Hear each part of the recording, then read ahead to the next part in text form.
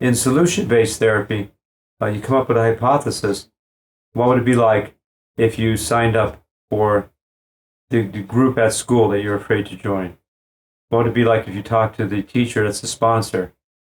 What would it be like if you introduced yourself or met a few kids who are involved in a group? Mm-hmm. What if you eased your way into it? Now, traditionally, that's many times not what we do with social anxiety. We throw the kid into 10-foot water. They don't just join the group. You'll be fine. Right. And in ULA, we have something that's similar. It's what would your life be like if you did it? What would your life be like if you didn't do it? Right. You know, to kind of take that broader view of, you know, if you have a goal and you don't go after it, how is that going to affect you now? And how is it going to affect you in the future?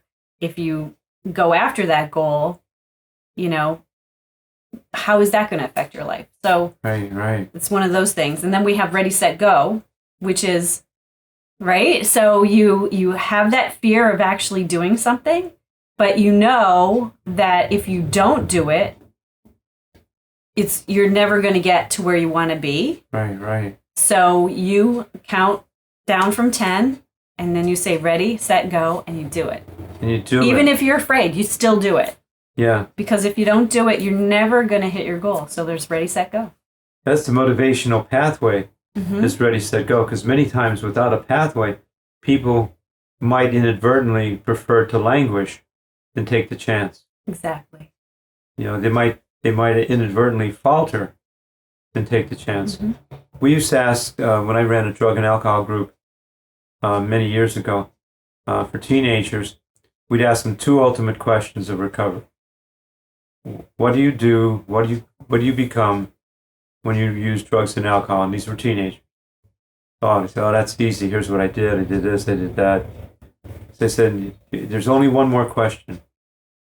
And the second question was, what can you become without drugs and alcohol? I said, well, we have no idea. We never did that. Mm-hmm. Good. Sit down. We'll talk. Yeah. But that's that whole world, being able to try something without fear. Maybe by small pieces, maybe by increments, maybe by having a life coach, maybe by having a team, maybe by not being alone, by being able to feel confident that I'm not taking on the whole of it, I'm taking on a part of it, and a part of it isn't that bad. Yeah, and that's another thing that we do with the ULA framework is when we create our goals, sometimes we have that internal voice telling us that we can't do it because it seems so big.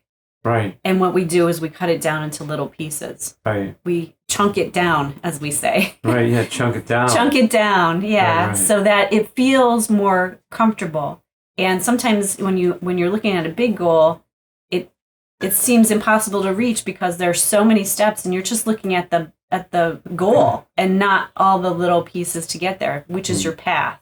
Right. And in ULA, we help you determine what your path is by those little pieces. What are the 3 things you're going to do today? Right. What are the 3 things you're going to do tomorrow? And they don't have to be big things. They could take a minute. One step could take a minute. So if you did 3 minutes, 3 steps, and you did it for an entire year, that's 1,000 steps towards that big goal. And Renee, seems so much awesome. easier. That is awesome. If you took 3 steps every day for an entire year, yep, that's 1,000 steps. Yep, it's over 1,000 steps to your goal.